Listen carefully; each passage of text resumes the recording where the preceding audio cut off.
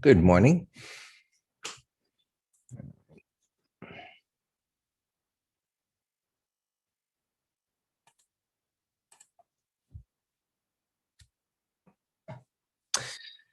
No, market keeps inching higher. And one of the questions over the weekend was, hey, 2 weeks ago, 4,000, last week, 4,100. What's the stop 4,200 this week? Few sellers showing up. Not happening yet, but it was just kind of like a slow crawl. Only week we spoke about last week, how it was the gap up in the early morning move and dead price action all week until the end of the day on Friday. So this has been a slow climb, the initial move and the boring day that we had anticipated. And yesterday was, delved into a slow, methodical rally type of day. And so it got a little extended there in the afternoon and a little minor pullback. And you could see things are down here a little bit. No one's running for the exits. Everybody waiting for the Bitcoin based IPO day. And so 4,200 is within striking distance. Last week, you can see on the weekly chart, it's just a little tiny range. So, so far this week's move, it's only been 2 days. We got the start of the third day here. Hasn't gone very far relative to the moves the prior 3 weeks. So I suppose it's possible. We'll see if we can get things going. As far as SPX goes, I don't think it's going to be so easy here. So I've got 4,170 written down and 65, which you can see is not very far away. So, and it's new all-time highs. Doesn't give me the warm fuzzies about doing that. And down below, which is probably, well, things sell off again. You get a little more premium, but down 4,100 and even to 95. So, that's down at this bar's low there. So maybe if we get a little sell off early on, that would be the place to go look.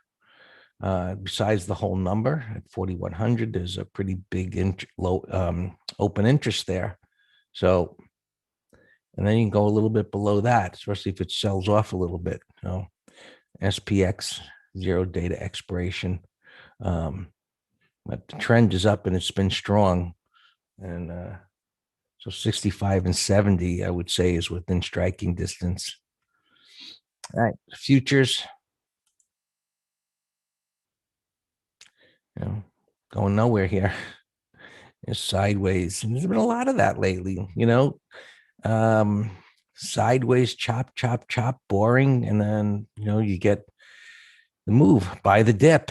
So it suggests to me that buyers are becoming a little hesitant up here, but they're lurking below.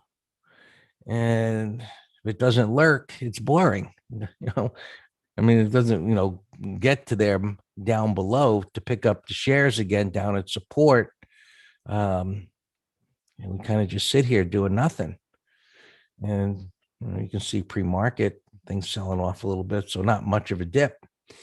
And just to start the day, just no range whatsoever. And YM sideways, well, 2 days, little dip there yesterday, the Johnson & Johnson. I didn't even look at where that ended up at the end of the day. I think it was starting to rally like everything else. There you go. The gap down on, the blood clot thing, and buyers step up again. Who cares if you die? Doesn't matter. It's all good for the cause of getting rid of coronavirus and things opening up and spending those trillions. So that put a little damper on the Dow, and then a lot of the others came in a little bit, and now Goldman's out. That's up, was up. JP Morgan wasn't doing much, was down a little. So a lot of earnings that are starting out here, just looking along the bottom here. Surprisingly, I don't see it amongst these actives.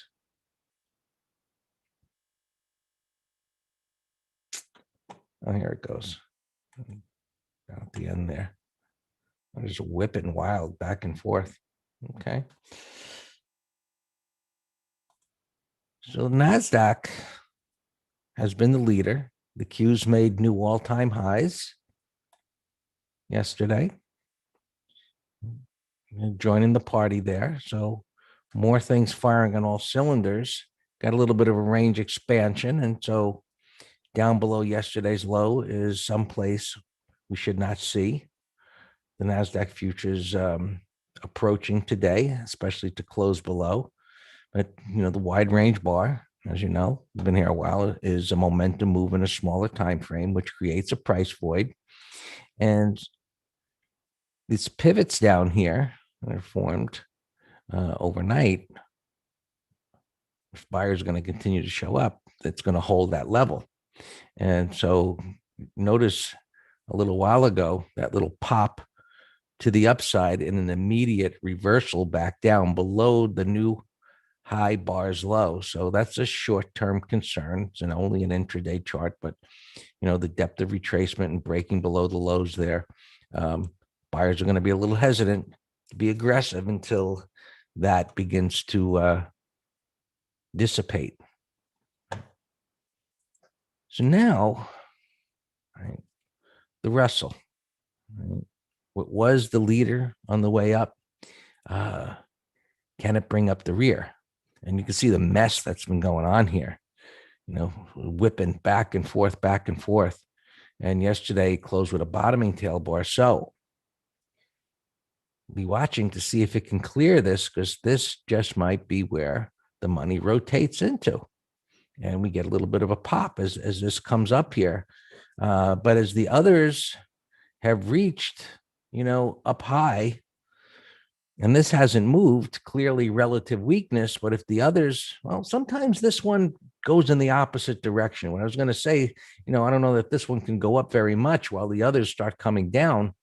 But, so far, buyers keep stepping up here, as ugly as this thing is, but maybe it can start to make the turn. 220 gamma pin. You think so? 220, where's 220? You think it's going to just get stuck here? Puts right in. Yeah, we'll get to it, Jacob. Anyway, so those of you on YouTube, in the green room, McGraw is saying that it's got a gamma pin at 220, which maybe gets it stuck here, and that puts a low under it. So if you're interested in put spreads, it's something to consider down here. I'm more interested in if it can clear these highs, because it's got a little bit of a void up there. And so going long the futures, that could be where a more substantial move is. Yeah. So we'll see. You can see the weekly has just been running in place for weeks. Internals, I had a bit of a problem with eSignal this morning. Let's see if I can find that chart.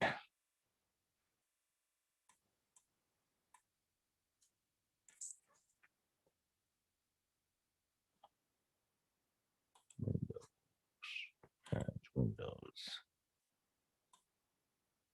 and minimized. Okay. Well, that wasn't nice. What happened?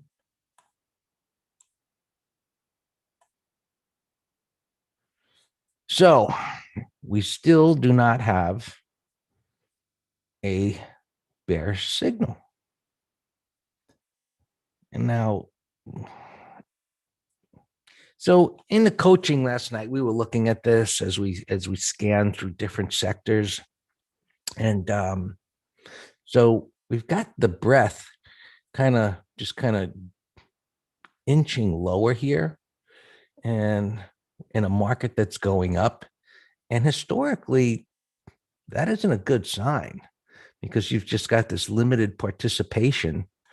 And as you know, if you look at the unweighted Qs and S&P, I think the S&Ps at one point when we looked at it, it was actually below the open and down on the day, while the S&P was making new all-time highs.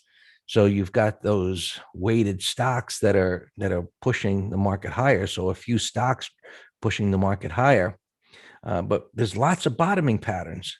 And if they can play some catch up, well, maybe this still does perk higher and gets it to flip higher. But you can see the breath here is just anemic while the market is pushing up. And it's almost like barely positive. Actually, it looks like actually it was a negative yesterday. So that is not a good sign. And you've got sentiment here, even though this is going up for a change, this is low day to day, but it's dropping off higher numbers. And so this has not flipped up into the upper bands here. So we just read this as nothing at this point, other than, this divergence where we know that there's a bunch of stocks that aren't participating. And if they do, maybe then this flips up and this flips, or, I don't know how much more. It's just going up so slow. But maybe if we would get a spike up there to 4,200, everything would just line up. And we'll see by the end of the day, or whether it's tomorrow. We'll see if that happens. And we'll see what's happening intraday. Remember, today's MT Live at 12 o'clock. So, we'll probably take a look at what's happening in the broader markets at that time. And bonds are not doing anything, but, getting some bottoming action here. All right, downtrend, pivot, higher low, sideways at the pivot. So trying to make a bottom. That's a 30-year. Here's the 10. So a little bit more of a bottoming type, multiple pivots. Here the momentum slows down. Distance between the pivots slows more. Even pivot comes up to resistance, sideways at resistance, bottoming tail bar. So bar by bar, price action, retracement action, right? Sideways at resistance. It's the making of a bottom. Now, question is going to get through there. We'll see. Gold, right, just correcting a bit. It's even diving right here on the 5-minute, as you can see. But within yesterday's range. Silver dropping as well. We're still in development mode. And, big Bitcoin day. You see pushing up to new all-time highs. That kind of upward sloping range that's been in, and pushing higher. And transports. Right, so they had a little bit of a dip yesterday, and the airlines went down early on. It's on the big blood clot news, and maybe that was going to affect the airlines and those stocks, and they came back at the end of the day. So in the end, as I said, market is a cold place, so to speak. It's all about the money. So a few blood clots knock off a few of us. Market doesn't care. All right, just don't let it be you. Right? All yours, Dan. Good morning. Yeah, as you know, I've just been shocked with the bullishness, not only in the last 10 days, but, obviously from the March low. And as we've talked many times, just the amazing run started with the Fed announcement of candy, Punch Bowl. That's what ignited it. I can show you the exact day. I remember that candle. Opens, everything looks fine to me. Couple things up and down. The only thing I want to keep a closer eye on is snow. We have a condor, which is out of the money call spread, out of the money put spread. The call side is the 245, gapping up here to 241. And it's a bottoming pattern. And we legged into the condor when we had that little upside small shakeout. But I still, with the broader market strength and so many of these bottoming patterns, I'm more concerned. You know, you're pretty much always have a bias of which side is going to get hurt more than the other, but that's it there. Tesla, yeah, this everyone is all gaga over Coinbase today. I mentioned cover story in Barron's. You got the Uber drivers, the bar people. I'm getting emails. Some guy said, Dan, coin coming out today. Should I just buy the opening price? You know, what do you all do on IPOs? And I just gave him the same answer. I said, oh, like on any other IPO, I need a setup. No setup, no trade. That's the end of the story. So don't ask me about buying coin. But I'll tell you what, my inclination is heck no, because of the excessive bullishness that's going to be priced into the opening gap. But I think it's going to be very interesting to watch. And I don't, you know, there's no pattern to swing trader. None. We're pattern traders, but day traders, we'll see what happens. All right, any other questions on opens? I'm glancing here, everything else looks fine. Everything looks fine. Oh, Tesla. Yeah, we had a beautiful put spread on this that we took our profits yesterday, but you know, I got to kick myself. It was on my directional list, and you know, it was the $12 gap up with a questionable cues yesterday, which I said, let's wait for 30-minute high. And as you can see here on the 15, then it's up another $12. You know, I say, but that was a very bullish pattern.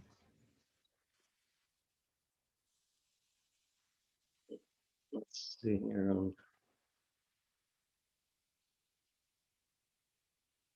A couple of questions here. Yeah, Reese is asking about Goldman. Reese is saying banks report earnings are down, except GS. This could be the trigger to cause a sell-off. Absolutely, Reese. We have no idea what the trigger could be, but definitely we said that yesterday, that bank earnings are here. But yeah, I mean, could it? Of course, but our determination of that is always the same, which is the factory work, which is we start with multiple time frame analysis, and right now things are still bullish until yeah, you know, these typically underperform, but if interest rates, with interest rates rising, but that's a nice close. It is. KHC, we're already in it, core long, but you can buy that over the high, Thomas. Mr. Blue Chip, Tesla, we just talked about. Jose, airlines and cruises, jets. Yeah, I mean, jets is a buy setup. I was looking at JetBlue this morning because it got an upgrade, but now the gap's too big for me. 2132. You know, look where it is. It would have been fine as a buy setup, but they look higher. I mean, that's a buy setup at the 50.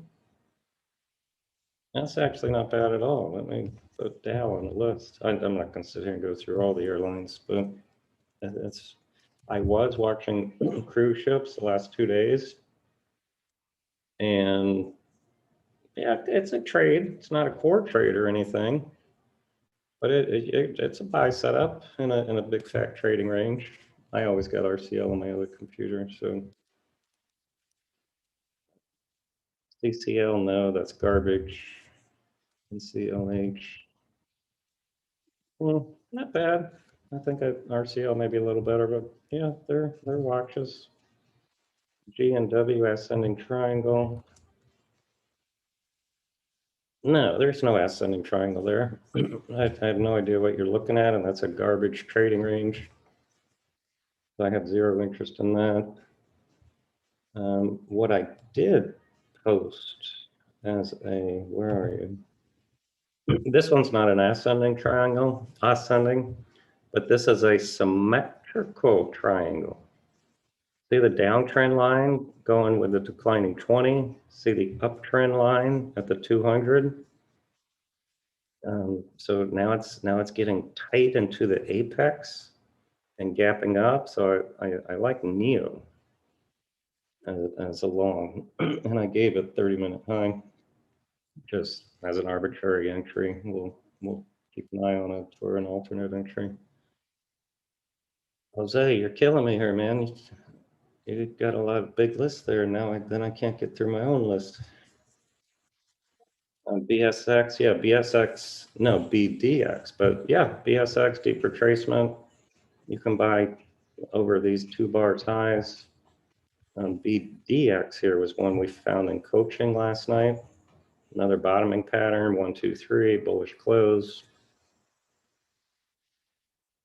ACLS. Yeah, deep retracement, but it's a buy setup, sure. And this is what we call a fluid retracement. Fluid. Let's sneeze. So that's worth watching. And you know, from retracement from here to here, it's 50% retracement, which is don't expect a new high, but sure, that's a buy setup. FTV, yeah, 1, 2, 3. I like that one too. Yeah, that's going on the list. Breakout weekly. So yeah, those were good, Jose. PCAR, AAP, PCAR, bottoming, 1, 2, 3 bottoming pattern. That would be a great put spread, McGraw, hint, hint. So keep an eye on that. AAP, it's in a trading range. I'd like it to go sideways a little bit more myself. UHX, is that a typo? Never heard of it. You mean UTX? No, it's not UTX merge or whatever. UNH? I don't know what one you're talking about there. All right, let me continue on mine. Twitter, 100% retracement, bullish consolidation, price void. So, you know, once we get the green light from our bias in the first 30 minutes, then Twitter's an idea over the high. Norbert, Sono. We actually bought this no, it wasn't Sono. We bought Sumo. 43.70, 30-minute high. 30-minute high on Sono. Norbert is fine. We bought Sumo yesterday. Little bottoming pattern. SAC, Jake, I don't have a symbol for SAC. CVAC, I posted a gap here from a bottoming pattern. It's a bio though, otherwise I would have posted it. Riot, we did a put spread yesterday, capping up with the enthusiasm of coin and Bitcoin being at all-time highs. This was a bottoming pattern. Now it's gapping up 17. Well, see, I like the gap at 18 better. It's a bigger shock. Now it's retracing, but it's a watch. Pelletier bottoming pattern. Nice day yesterday. I would love a 1, 2, 3 on that. Yeah, Love had earnings right here. 68. Nah, it needs to settle down. It's far from the 20, gapping up, coming in. Opt had earnings, no volume, no interest. JP Morgan is down now. So down a bit.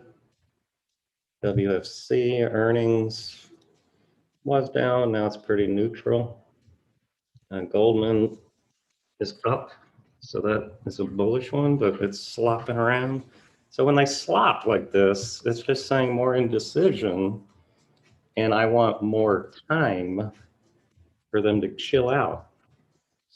There's a JetBlue I talked about. ALK, I think had some revenue guidance, whatever, but no pattern. SAP said something about revenue. It's too extended daily, but monthly could go to 145. Team, it's too extended, missed the entry. SEAC, garbage. SWI, that's not bad. You know, maybe 30-minute high, but I personally don't like the overlapping bars. Pelletier conference, okay, that's seeing that Austin, that's good to know. Because unless you got a great, you just got to be aware of it. Save also got an upgrade, but no pattern. Look to the left. SRG for Tehran. No, it's not a buy setup.